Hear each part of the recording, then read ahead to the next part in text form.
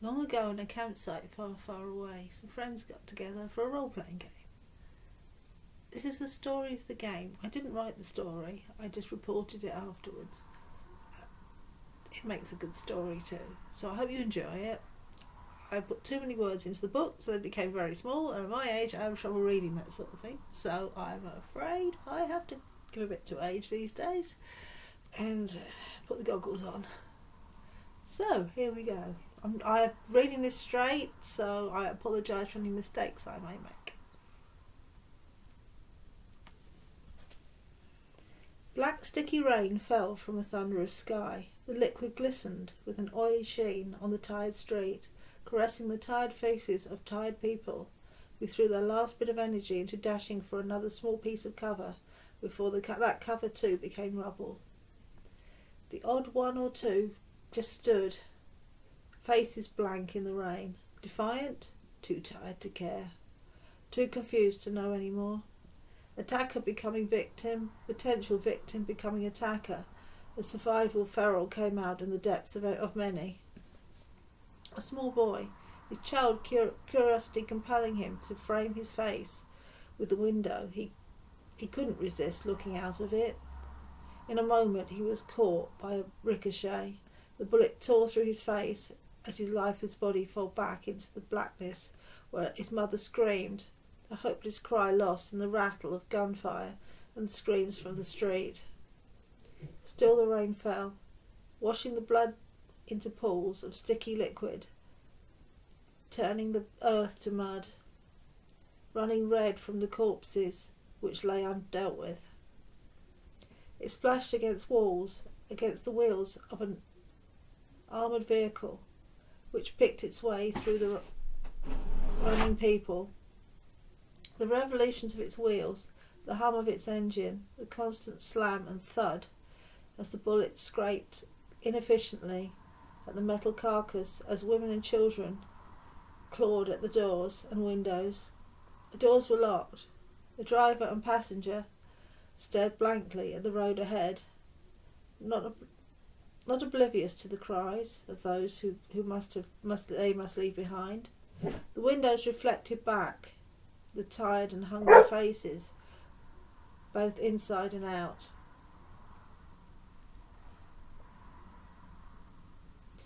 The bullet-riddled vehicle, dented and patched together, most of its paintwork long scratched off by a deluge of bullets which had rained down on it, scored and battered it. Childlike, it crawled through the streets, baby steps, jolted occasionally by its partially broken track. Just one oriental symbol, readable, if the mind fills in the gaps, the mark of the accuser. Those who... it's not so easy, is it? Notice the mark, no longer afraid. All residue of old fears gone in the face of the current Holocaust. It was written on their faces, in the tears that tracked the dirt on their faces, of those who had completely given up, many of whom clutched their knees, rocking in the shadows. Colours faded to a muddy miasma of browns and greys. Tribal markings, clothing and face paints, which had once so brightly identified the wearers as one gang or another, showed up occasionally. Flashes of those who had shone equally bright in their own world mere hours earlier, now running like the rest. Some still howled their old cries, animalistic and unsupported now, no longer noble, no longer safety in the strength of numbers. The numbers were gone now. The scavenger gangs who had once struggled for status now struggled for that little bit of shelter and ran wild until that bullet with their name on it found them. The bodies piled up as those who had initially been scavengers seeking to capitalise on chaos crawled from the safety of the crumbling buildings to snatch what they could of the clothing and equipment of the falling. If they were lucky, they also managed to grab guns and ammunition, used immediately on each other in that deadly squabble for the scraps. Many were rewarded by their own space on an ever-growing pile of bodies. Others crawled back to the shadows with their prize, to risk all again for those who had just fallen.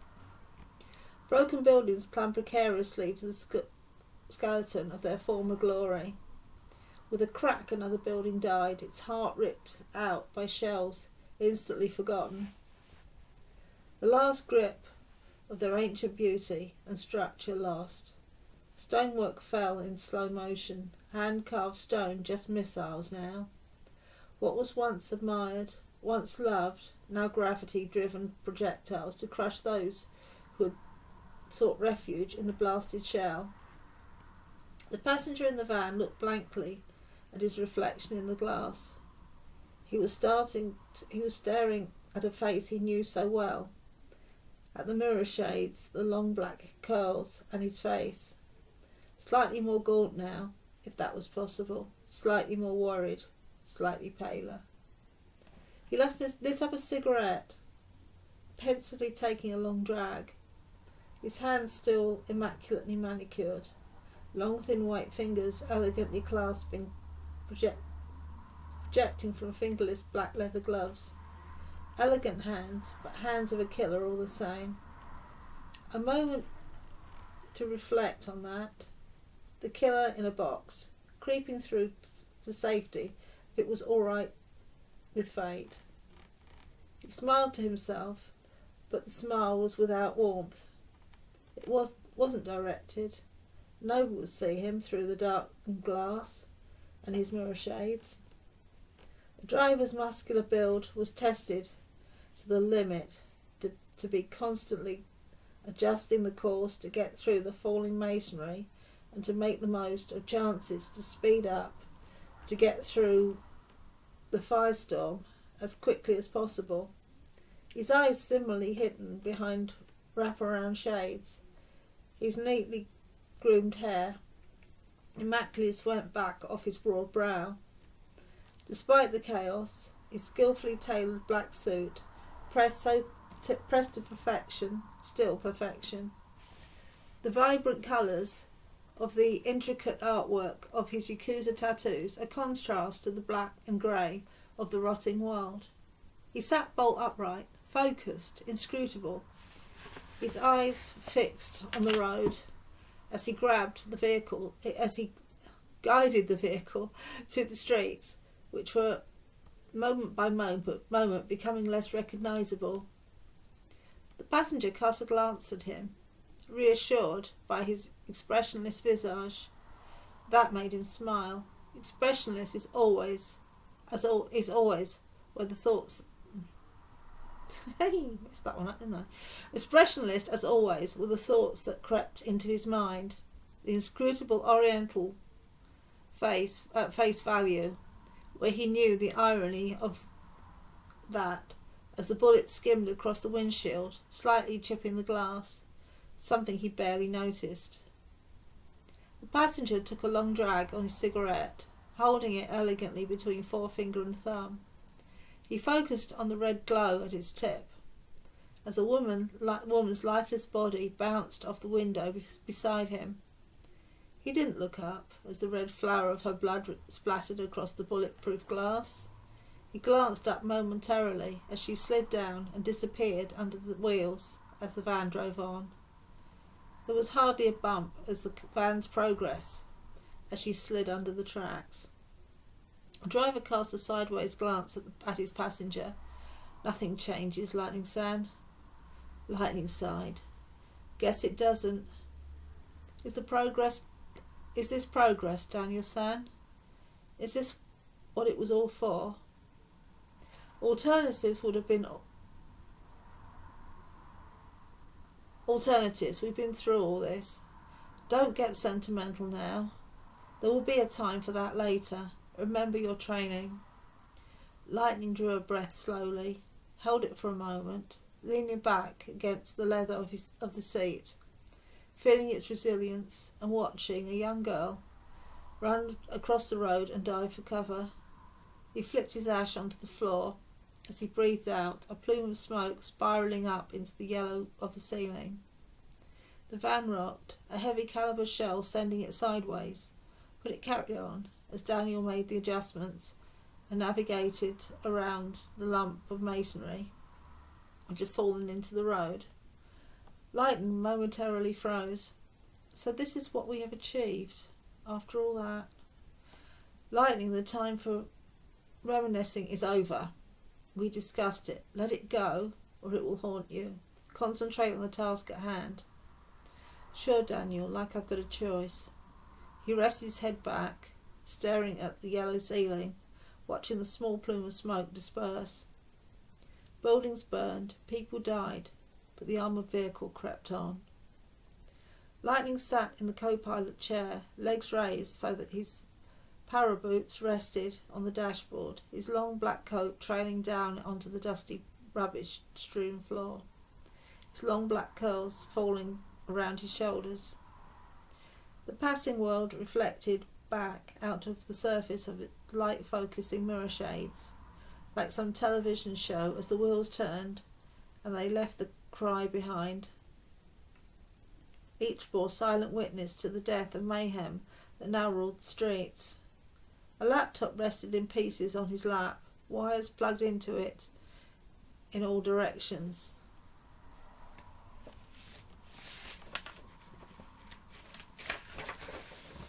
Do the page turning. Hey, oh, not used to these. A mass of different coloured cables and junctions linking it to other pieces of tech and boxes. As he concentrated on what he was doing, he shifted in his seat, feeling the reassuring bulk of his weapons pressing against his torso, comforting. Shit! He threw the bits of tape together laptop onto the floor. He thumped the dashboard, his voice agitated. This'll never work, man. Daniel calmly looked over at him when he judged it safe to after casually circumnavigating a huge crater in the road. He gave the pile of wires and tech, which now lay amidst the rubbish on the floor, his typical oriental disdainful look. What's up? I'm not a techie. God knows how to put this damn thing together and make it work. Be calm, Lightning San. Do it and it will be done. Daniel's voice was monotone and calm. Oriental wisdom, you know, it still phases me to hear you address me in an Oriental way, even after all this time. Look at you, to anyone you doesn't know. I know, I look like your average all-American bodybuilder. Then what was it seemed in the old world? We were all that money could buy. You know the reasoning behind it. I'm not altogether displeased with what I've been able to achieve because of it. No time for what-ifs now. It wasn't that long ago that the Oiburn sent his son to rescue one of your number. Not too long ago that everything went to hell because of it. I know, I didn't exactly have a ride in the park myself over that one. It was the third time. It was a hard time of realisation for all of us. The Yakuza were good for the street. That brought a discipline that was needed, financial expertise, and most of all people to bring development and new life into the place. We were rewarded with death. He almost hissed out those last few words. Lightning leant back, staring out of the window at the carnage, and remembered back to a time when Jared's bar still stood on Hoe Street. A black sky hung over the city that night, like every other night, pretty much. Radiant orange skyburn accentuated the dark clouds silhouetted on the sources that illuminated the latticework of roads, buildings, and cobbled together permanent and semi-permanent structures. Black rain fell from the sky, powering down from the laden thunderclouds towering above the street, before slamming into the concrete and mingling with the dirt, gravel and blood, forming streams of tainted water which made its way into the already overworked and decaying drainage and sewer system. Cutting through the torrent of water, a black car moved silently along an alleyway, glistening sleek, reassuringly expensive. Its headlights were out, so as not to draw extra unwanted attention to itself.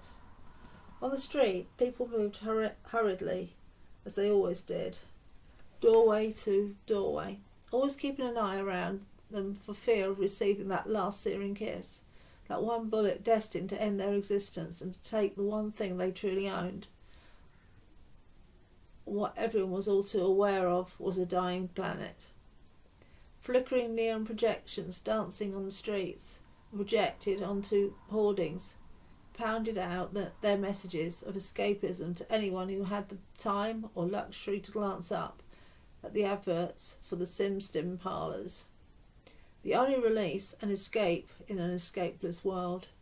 Those dark and smoky places, so popular in a world of pain. A coin in the slot, and for a while you can forget your dismal existence and fulfil your heart's desire to be who you want to be. Once your neural network is interfaced with the terminal, your virtual reality of it all will stimulate sight, sound, vision, taste and feeling. Your every desire catered for, extracted from your mind after an initial sweep, and fed back to you for instant gratification. Processed and more than likely recorded, your inner thoughts adding to the collective consciousness of the mainframe, your inner secrets known, whatever was your passion or need, everything you could desire, fleetingly, until the coin ran out. Something, anything that wasn't merely struggling for survival day after day. Your greatest desire without the risk of actual death or infection. Nights of unreality which somehow managed to take away the pain. Tiny islands of oblivion in the cold harshness of life, or so the adverts would lead you to believe. In truth, the dark and shadowy parlours mostly catered for pornography and all the perversions of a twisted time, which while identifying the trouble causers and giving those a dose of urban pacification and a need to return for the regular dose. There were still some that offered the dream, but most of the legitimate ones had closed down or were clinging to an existence of outdated machinery which broke down regularly but maintained free from control. Second-hand equipment, the fodder of the sinless, those without sin, the single identification number, which identified the individual as part of the whole being in plex. The mega corporation's new world, the number that proved you were owned by them. Reject that number of the beast, and you walk the streets of nobody, free but living on the cast-offs of the consumer society, free to think, even though your thoughts were irrelevant, free to feel, though that was mostly anger at what was going on, free to act in an ineffectual way in the outskirts of where it all was at, free to die. That bit was truly free, and dished out on a regular basis on the semi-lawless streets. Either by birth or by choice, if you didn't have sin, you had no rights to all of the things like medicine, clothing and adequate housing. For these things you had to make do, scavenge and do the best you could. If you didn't conform, you didn't or couldn't get. Without credit, you were nothing. Well, that was the propaganda. In reality, the reality was very real. Crumbling buildings, faulty electrical equipment, but something else, something that had no monetary value because it could, pages to be turned, pages, right, not be bought. Freedom. The rattle of automatic weaponry echoed through the streets, and somebody somewhere died.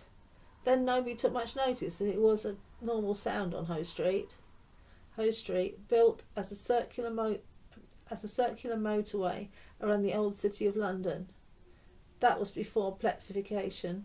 Now, in the chaos, it had become home to thousands of exiles and misfits who had no place in the gleaming dome. It was the first port of call, a way station for some, home to others. It was the promised sanctuary, when leaving the sheltered environs of that hallowed turf, when the momentous decision had been made, or circumstances made it inevitable. People from all walks of life, coexisting in the rat race of the streets. Life was harsh and dangerous. The standard of living far down the scale that it could no way be called standard. Still, those people continued with their daily tasks, struggling to live, clinging to the spark of life that they didn't belong to anyone else. The street itself was a continuous rain-soaked, glistening stream of canopies and other cobbled-together structures which offered shelter from the rain. A sinuous, Ouroboros snake of protection. Beneath its canvas and plastic stalls, bars and clinics lined the carriageways, and a sometimes dry walking area made life a little more tolerable. From that hub came food and what little entertainment was possible for the street's denizens.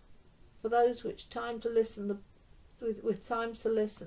the bars regurgitated techno-pop, which pounded out its pulsating rhythms, forming the soundtrack of the life of the sinless. The Plex ran the domes, and life within the domes was idyllic in many ways. There was no crime, no danger, and the inhabitants could live in blissful ignorance of the fact that there were people existing outside their pre-packaged environment. Every thought was monitored for the greater good. Every action and deed evaluated for credits which could be spent on leisure time, and the daily routine of a constant path of reassurance. The property of the Plex, which rewarded good citizens, and for those who were not up to standard, the street. Hoe Street, for some, it was all they had ever known, and all they would ever know. Lightning smiled to himself. Excuse me. As he remembered, days when he and his friends had sat in the bar, feet from death, drinking and laughing and toasting the air with their battle cry that they were free. Free to do what? To run, to hide, to starve? Then when had he starved? His friend Crisis had seen that starvation was far from what he had enjoyed. He had been one of the lucky ones. Boy, did he realise that now. Meeting others on the Hoe,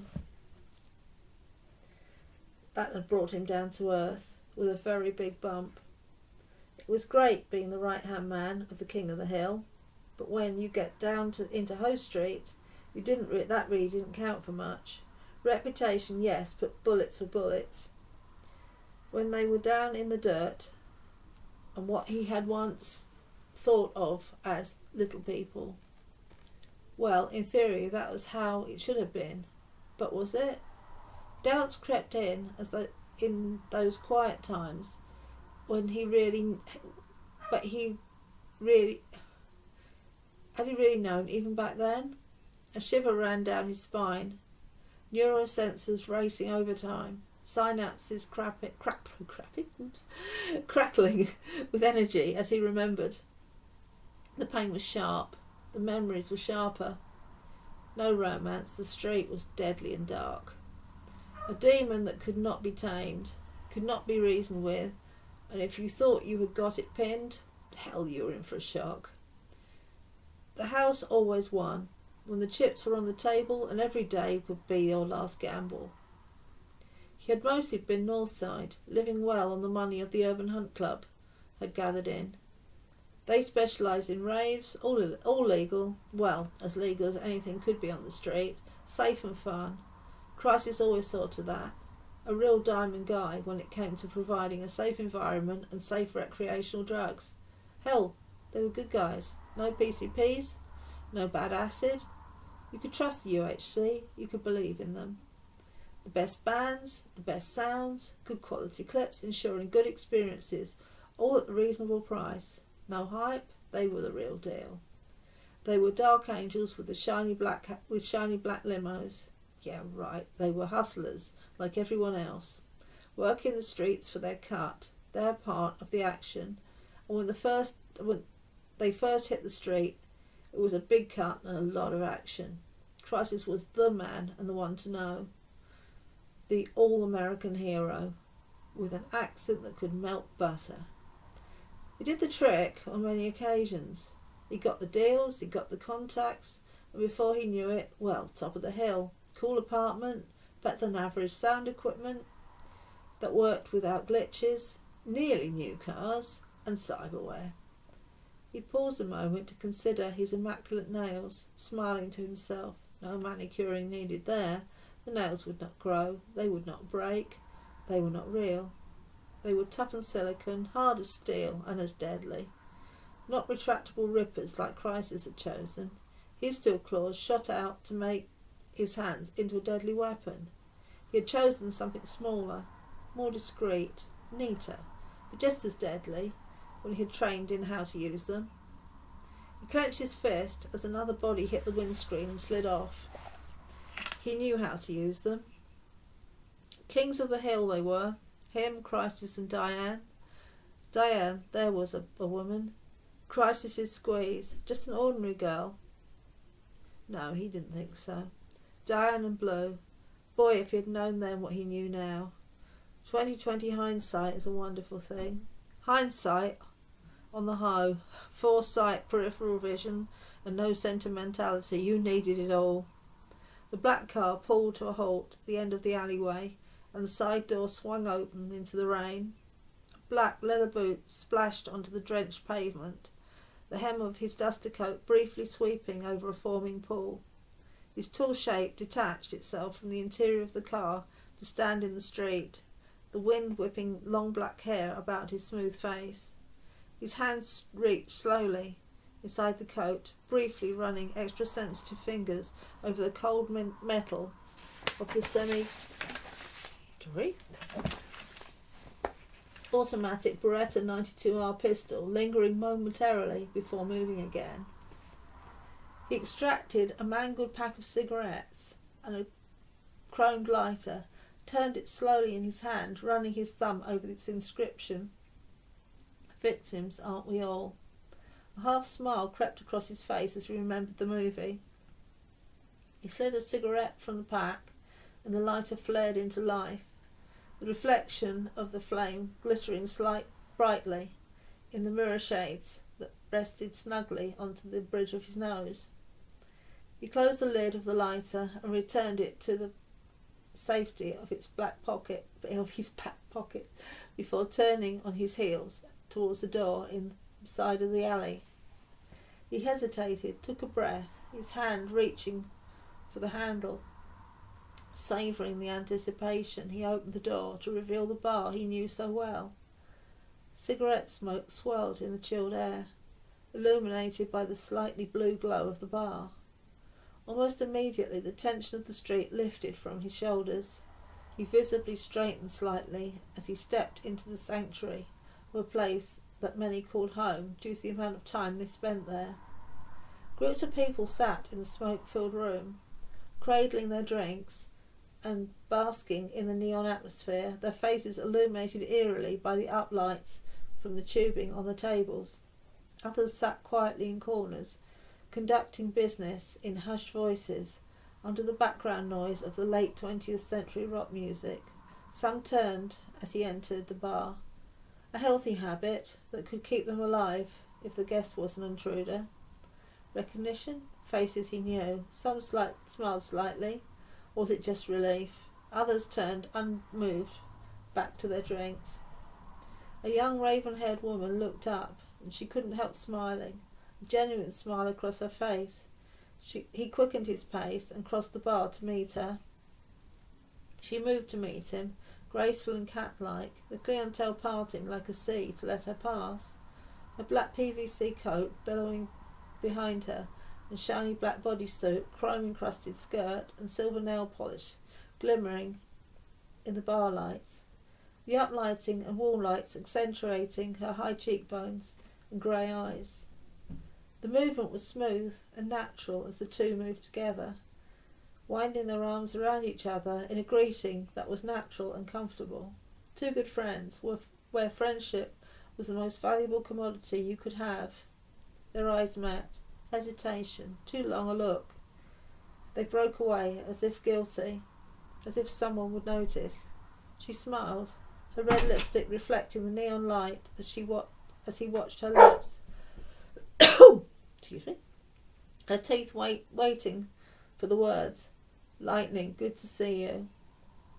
Her accent was local, and she was using street speak, the words clearly pronounced. A single inflection on a word could change its meaning to someone who knew the language.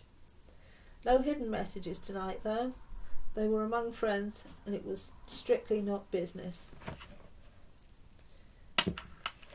You too. Hey, Crystal, how you doing? He replied with a soft American accent, the tone noticeably gentle.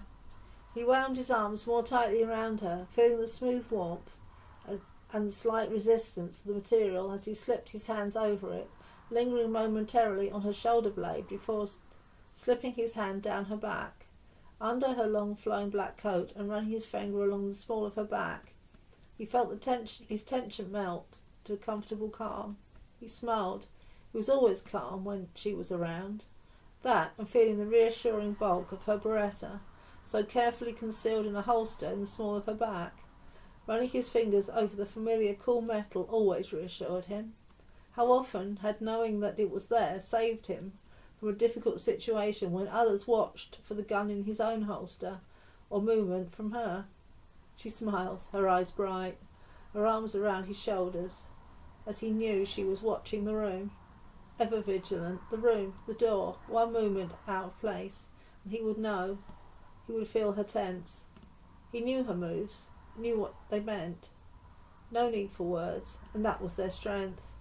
Taking in faces, their actions and reactions. He felt her tense slightly, but not enough to worry about. Any more reaction than that, and he would have known to reach for his gun or hers. From the other side of the bar, an older man in a long cream coat shouted over down the bar, "Hey, Lightning, the usual?" "Yeah, thanks, Jared." Crystal relaxed. They slipped apart. He frowned slightly. Jared, an interesting guy, cop turned android hunter turned barman. His long coat concealed many weapons, as many as he could possibly carry. He filled a glass with what was nearly beer and slid it across the bar, an invitation for them to come over. Early days in the bar, before the changes. "So, where's Crisis?" Crystal's voice was sharp. She looked worried, but then again, Crisis took a lot of worrying about. "He'll be here in a while. He's just finishing up on a deal." Lightning took a long drink from the glass, tasting the bitter flavour of the beer and feeling the chill of the cold liquid. He wondered anew why he had even bothered drinking. The toxin binders in his bloodstream meant he had to drink enough to kill a bull elephant to even feel the slightest hint of intoxication. Small price to pay for the number of times it had saved his life in a not-so-scrupulous world. He watched Jared, so steady, so reliable, someone who you could cope in every situation. Crystal smiled. Her eyes were too bright. He knew that look. Smiling on the outside, but the eyes told another tale. To him, she looked exhausted. The worry lines didn't show, but the concern was deep down. He knew that. With her, nothing showed on the surface. The woman had seen change so much over the time he had known her. The woman who stood in front of him was no longer the street kid he'd first met all those years ago. He saw the woman in those dark grey eyes, reflecting back the chrome of his mirror shades. She was a reflection of the street. The street did that to you, changed you.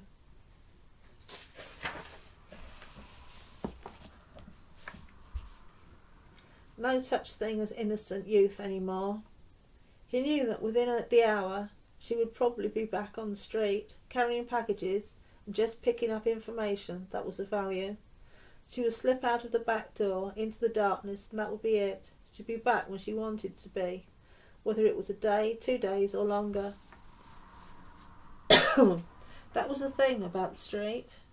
Information was power, and she traded information. There was more to her little nightly jaunts than that. He knew that as well, and speculated on it often. Long nights spent in the upper rooms at Smiling Jared's, downing coffee with locals and just talking about things he was not party to. Jared was concerned about her too, he knew that. Neither of them would ask her or talk about it. It was like an unwritten rule, if they had any rules, until she told them that he doubted she would ever do. He had been talking to Doc Harley, leader of an environmental group, responsible for the resistance against the Plex, and probably behind most of the soup kitchens and suppressant supplies that had appeared on the street. The Red Plague virus was virulent and infected pretty much everyone in one form or other these days. The only way to survive was to take a suppressant, and there was no cure. You didn't get it. If you didn't get it, you would bleed out and die. The British Freedom Army, BFA, were the heroes. They were the good guys in the eyes of those who lived on the street. That sort of thing did fit Crystal's philosophy as far as he knew. She had begun to care about things just after he'd hooked up with her and the Urban Hunt Club, and that unnerved him. There was a possible division of loyalties there that could become a problem. That worried him. Then again, she unnerved him. She always had, and that was the problem. He would have foreseen in those early days that she would be Jared's woman, but looking back on it, yes, the body language, the chemistry was there. Now in the here and hell cart, they were together, and that was something right, if indeed they were together or alive. There he was, back in the present, and not somewhere he wanted to be.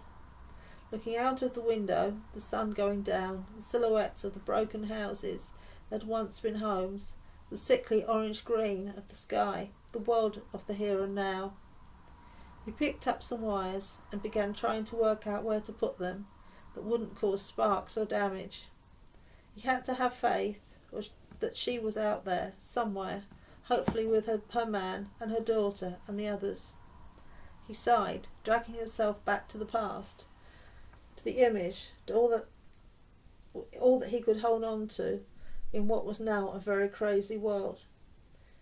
Crystal noticed him watching her, stretched cat-like and almost purred as he moved a loose strand of hair from her face. He didn't really know why she'd done that, but it was one memory that seemed to stick in his mind, even now. She always did that, got your attention, but then would feign disinterest.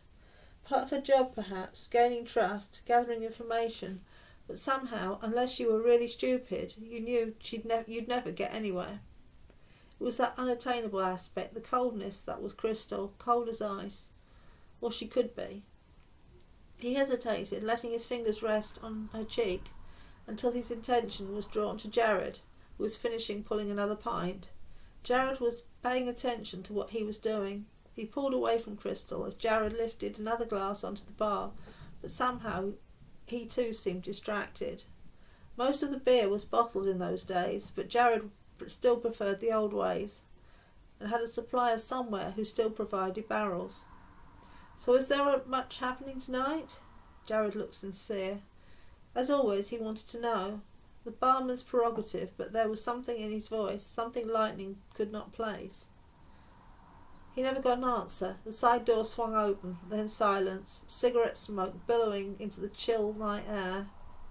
A figure silhouetted, the red glow behind the sea of titanium armour, a yellow number just visible on the right shoulder. The armoured unit stepped into the bar. There was silence. Plex cops. The tension was almost visible as they marched in, 3 of them, carrying pulse rifles, straight to the bar, and everyone knew they would not come for a quiet drink. Jared tensed, his hand involuntarily creeping to easy reach of the shotgun with the special rounds he kept gaffer taped under the bar. Possibly no good against these guys. Their armour was clearly top of the range, but it made him feel better. Black reflective visors hid their faces, obviously designed to intimidate, and why not? That was their job. One of them stopped in front of Crystal.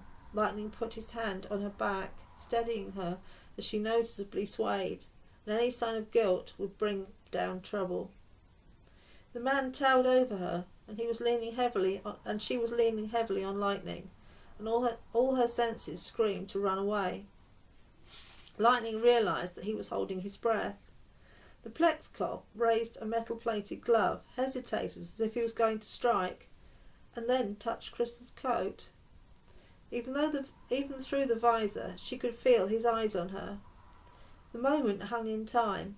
Intimidation. Lightning knew that was bright enough not to budge, and she kept looking firmly away from the Plex cop. The cop grabbed her hair and turned her face towards him. Lightning cursed under his breath. Retinal scan.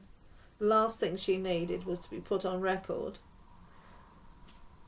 Safeties clicked off, weapons around the room, but there was something strikingly wrong. Only he was in a position to see. The Plex cop wasn't holding her directly looking at the visor. She was slightly at an angle, enough of an angle that there would be no complete scan. The Plex cop pushed her backwards. Lightning caught her, holding her up as he felt her knees buckle. The Plex cop turned and moved on. Lightning exhaled deeply, releasing the breath he had been holding in, put his arm around her and pulled her behind him. Everyone in the bar knew that the Plex cops could kill for no reason, with no comeback whatsoever. The three Plex cops moved as a unit, silently taking in faces, lingering near the ones who were obviously trying not to be noticed. The tension in the bar was building. The last people welcome in Smiling Jared's bar were the Plex. All over the bar, hands were creeping towards bulging jackets. The door swung on its hinges, its frame empty. They were gone as quickly as they had arrived. They left a silence and the swirling cigarette smoke in their wake. Gunfire was heard outside. Bullets rattled, digging into the white plaster wall inside the open door. Someone screamed in the night, someone nearby. Lightning glanced over his shoulder, moving slightly to put himself between Crystal and the door. Guess they found who they were looking for. There was silence. Jared strode to the door and kicked it closed. Shut the bloody door, you cretins. He surveyed the damage. Just a few more bullet holes in an already blasted wall. He returned to the bar, poured himself a pint and drank it down in one. Crystal stepped away from the bar and turned around, still keeping close to Lightning. She was shaking slightly. Jared looked over, half smiling. Lightning lifted her chin. Problem? Crystal looked into his eyes. Doubt it. He didn't pull my head direct on for some reason. Not the angle to take a print. He let me not look straight at him. Just Big Brother asserting his manhood, perhaps.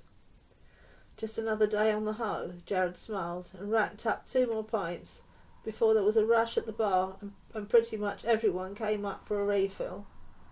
The atmosphere relaxed once more. The reassuring hum of conversation returned, and most people had returned to drinking, though some still nervously glanced at the door. The music that Jared had chosen was relaxing, melodic, ambient. When the atmosphere had chilled out a bit, the rebellious favourite protest music.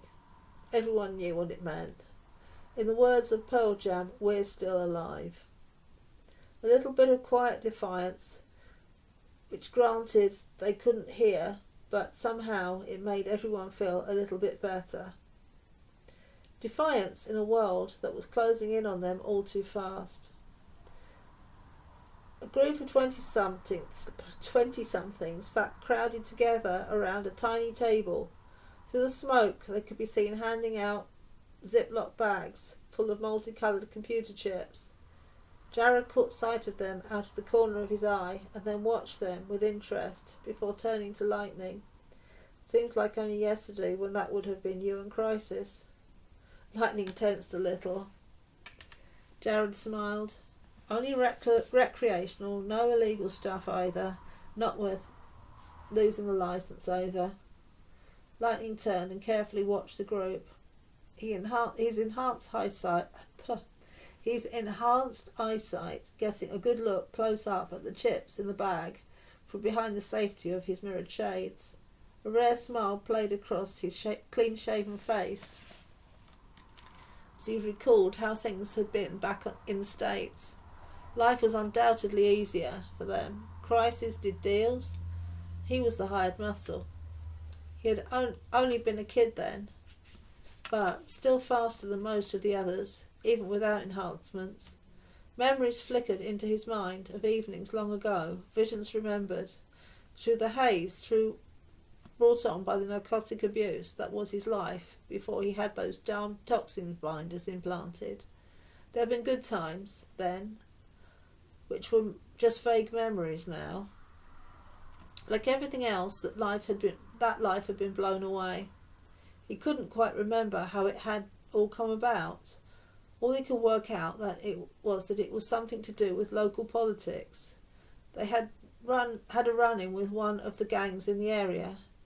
That did coincide with a very hasty exit and what they could carry. The Urban Hunt Club, as always known then as it was now. The Crisis Man had always seen to that. They had been around in those days and their rep was still growing. In comparison, of course, it had been a much smaller time then. Even then, when they came to the UK, people had always seemed to be pleased to see Crisis and his shadow coming into the bar. When they left the US, there hadn't been many of them left, just Crisis, Lightning, Blue, Jared and a couple of others who tagged along for the ride before falling by the wayside. That was the way of things.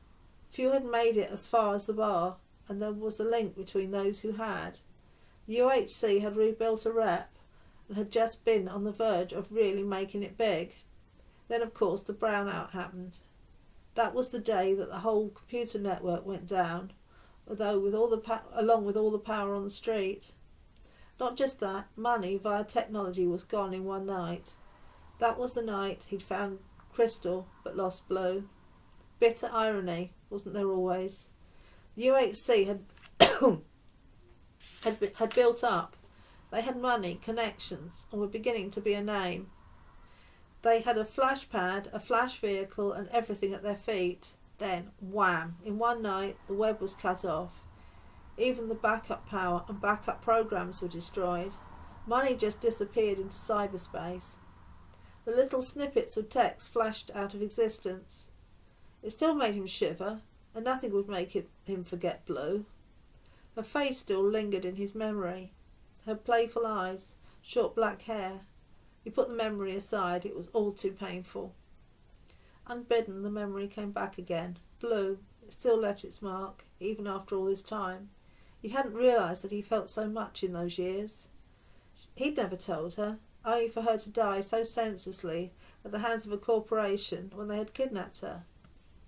He'd given up his freedom to try and get her out of there. He'd sold his soul to the accuser to get their help. The night they'd lost Blue, pretty damn near lost Crystal in the process. A night he could never forget, even though he wasn't there. An old anger began to well up in him. It forced him back into place with a large swig of whiskey which Jared had just placed in front of him.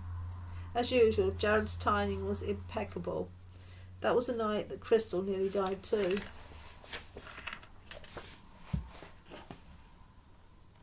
One traded to save the other. The night that the medic had used the combat meds and changed Crystal's life forever. If he'd been there, he wouldn't have let Crystal walk onto that balcony. She wouldn't have been there.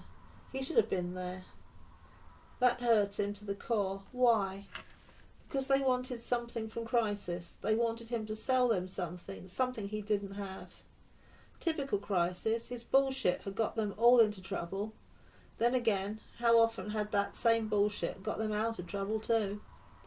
He'd had the story second hand, But from what he understood, Crisis couldn't pay the ransom, so tried to get her out. She was there in a room with guards. They had killed the guards, but she was wearing a wedlock collar, which was designed to blow her head off if the controller got too close. Somehow, that triggering device had got too close to her in the aftermath, and blam, her head ended up all over the floor and walls. It was still too much to take in, even though it was ancient history. Lightning looked up at Jared. Yeah, man, that was a long time ago. Bit hazy, though. I wasn't quite the dark, dangerous motherfucker you see before you today. I was just some punk kid with a drug problem and a gun. A smile flickered across his lips.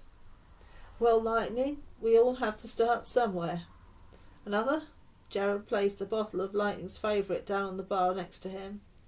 Crystal snatched it up and held it behind her back playfully. Sometimes, just sometimes, she could be completely irritating. She smiled. When you two are quite finished reminiscing, I'd like to point out that there are some of us here who are still waiting for one of your famous parties. Why else do you think I stick around? She smiled playfully at the two of them. Lightning frowned as his thoughts were dragged back to the present. The history of it all. Somehow it seemed important to go over it, like a mantra, set it in order in his mind. I still survive, interspersed with facts. A time before now, when the main worry was being caught by a gang on the street or pissing off a Plex cop. Then the Yakuza came to the street, openly taking over businesses and gradually gaining the trust and valuable business of the people of Hoe Street. It was a relationship that worked, and although there were initial worries, many realised soon enough that as long as the deals were honoured, the visitors would keep their end of the bargain. They were getting involved in all levels and gaining power and influence. Then one night a report came in over the net. Someone had used a mass driver and flattened Japan. They had literally dropped a huge rock on the country the size of a small planet and just crushed it and all its population. Gone in a terrifying, skull-crushing moment, gone forever. Culture, civilization, hope and dreams. All gone in a moment. Not wiped from history, but wiped from existence. Just because they were doing well in business and the Plex wanted some sole control. Wiped out because they had kept their personnel back at home with their families, rather than spreading them in offices around the world. Worse than that, it didn't take long to find out that the Plex had sent the employees they wanted to get rid of on a free holiday there, just before it happened. He sighed, remembering the night they had found out. That was what they were up against. That was why. Did anything make sense anymore? Lightning picked up the pieces of the computer and continued working on the booster switch he was soldering. Do you think they'll get the message, even if we get this heap of junk to work? I don't know. We can only give it a try. They're going to want to know we're still alive down here, and we want to know they're alive up there. The way things are going down here, there isn't going to be much alive very soon. After another 10 minutes of work, hampered by the vehicle bouncing along the uneven and blasted road, Lightning flickered the laptop on switch. The screen was black and then words appeared, code running through the laptop booted up. The operating system worked and there it was, a functional machine. Daniel looked over momentarily. Nice work, Lightning-san. Save the thanks for when we get the message. He began to type, wondering what to say as his fingers flew over the keyboard. A moment's thought, then he began on the text. Hope this gets to you and you're all safe there on the orbital. Daniel and I managed to scavenge together enough batteries to power a laptop and jury-rig it into the car's power outlet to send messages for now. If the signal is strong enough, hopefully it will reach you. Everything is in chaos down here. After the power went out, the whole world seemed to explode, and everyone with a weapon was keen to use it. We managed to get loads of supplies together and an AV. We got in a bit of trouble in spiral territory and missed the meet, so we figured that we were kind of stuck here, so we have got together what we can, and we're heading back up to Portland Down. The Yak ran up one hell of a credit bill just before everything went down. No idea how it happened. We have an AV full of useful things and food. We got caught somewhere around Nottingham when the lights went out. It was quite a thing. A silence just descended. It was a couple of hours before people realised that the power down was everything and permanent. Some were probably still in denial. Then it really went to hell. We could hear the sounds of fighting from miles outside the city until the heavy weaponry ran out. Everyone turned on everyone else. We've decided to stay away from the city. We're trundling on in the AV somewhere in the countryside now, but even out here in the Ugra, the air smells of death. We've got enough suppressants to last us for a good few months, but after that we're fucked. Neither of us know how to make it, so unless you lot have got any better ideas, we're on borrowed time down here. Assuming, of course, that we don't get killed anyway. I think Portland Down is a start. We can hole up there for a few weeks and see what supplies and stuff are about after the Plex pulled the place apart looking for us. Hope this reaches you and you're all okay. Lightning and Daniel. The AV pulled to a stop on the empty part of the road. Lightning plugged the laptop into the AV's communication system. Daniel reached over and put his code into the keypad, and the system sprang into life. He looked over at Lightning, fingers crossed. Lightning sat back, feeling the reassuring comfort of the chair. Yeah, man. He hit send. Well, hope you liked it. That's part 1. Are you sitting comfortably? It's a bedtime story. If you like it, I'll read number 2, part 2 tomorrow.